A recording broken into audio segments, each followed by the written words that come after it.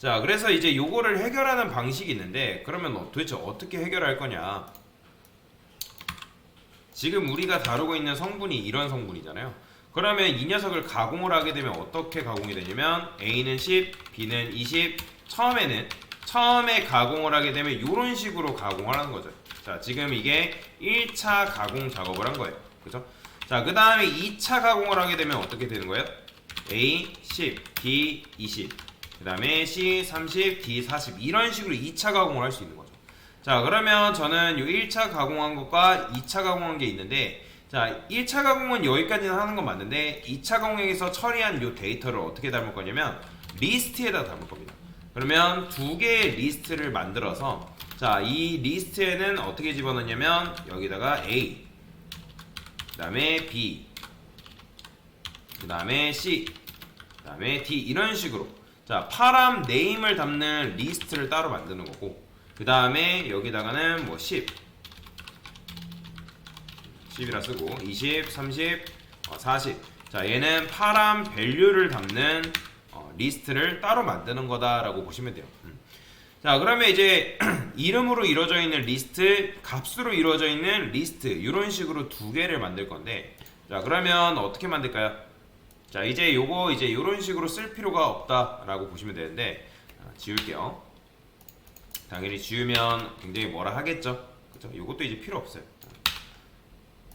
자, 지울 거예요. 자, 그 다음에 리스트를 도입할 거고요. 그 다음에 스트링이라 할 거예요. 왜 스트링인지 아시죠? 왜냐면 데이터 타입이 지금 스트링이기 때문에. 그 다음에 파람 네임스. 자, 여러분들이 변수명 지을 때는 이제 이게 단수냐 복수냐, 데이터를 여러분들이 한 개만 집어넣냐 아니면 두 개 이상 집어넣냐에 따라서 변수명을 다르게 해줘야 됩니다. 그 다음에 new array list. 자, 이런 식으로 리스트를 만들었고요. 그 다음에 하나 더 하겠습니다. 자, 얘는 values라고 할게요.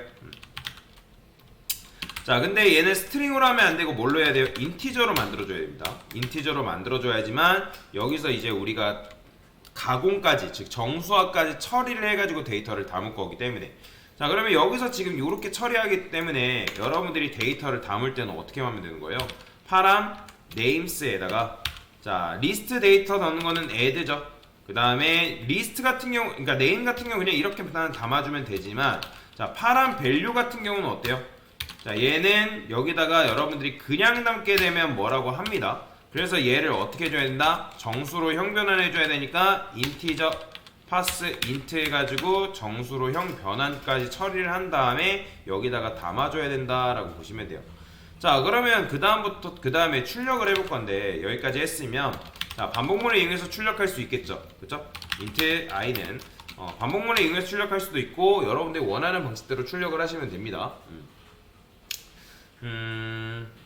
자, 여기다가 폼은 int i는 0이라 하고, 그 다음에 i는 파람 names size라고 쓸 거예요. 그 다음에 i 뿔뿔 이런 식으로. 자, string 파람 name이라고 써주고, 자, 뭐 이거 같은 경우는 value라 하던 name라 하던 크게 상관없습니다. 자, 파람 names에 get i번째 데이터 가져오면 되겠죠. 그죠? 이런 식으로 데이터를 가져오면 되고요. 아니면 여기다 int 파람 value라고 해서 여기도 마찬가지로 get i번째 이런 식으로 써주면 되겠죠. 그죠?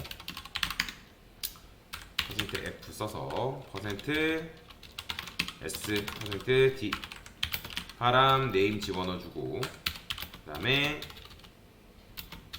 파람 value 이렇게 집어넣어주면 되겠죠. 자, 그러면 실행해보면 어떻게 돼요? 자, 깔끔하게 10, 20, 30, 40이 이렇게 나오는 걸 볼 수가 있어요. 자, 이렇게 코드를 짰을 때 장점이 뭘까요? 만약에 누군가 파라미터가 또 추가가 된대요. 이는 뭐 예를 들어서 50이래요. 자, 이게 추가돼도 어떻다? 여러분들이 이런 식으로 파싱이 되면 알아서 출력이 이렇게 2는 50이 나오는 걸 볼 수가 있단 말이에요. 그러니까 로직을 조금 고생스럽지만 이런 식으로 잘만 짜두면 어떻다? 내가 원하는 데이터를 파싱, 이런 걸 파싱이라 하는데, 자, 파싱 해가지고 데이터를 이렇게 뽑아올 수가 있다라는 거예요. 자, 근데 이것도 사실 좋은 건 아닙니다. 그러면 왜 좋은 게 아닐까요? 여러분들이 왜 좋지 못한지를 알고 넘어가는 것도 굉장히 좋은 방법이라고 보시면 되는데 여기다가 지금 여러분들이 하고 있는 거는 자 리스트가 지금 몇 개? 2개죠. 그죠? 리스트가 2개란 말이에요.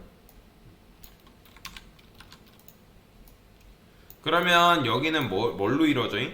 얘는 이름들만, 그러니까 네임으로 이루어져 있는 이제 리스트고, 자 얘는 밸류로 이루어져 있는 리스트인 거잖아요. 그죠?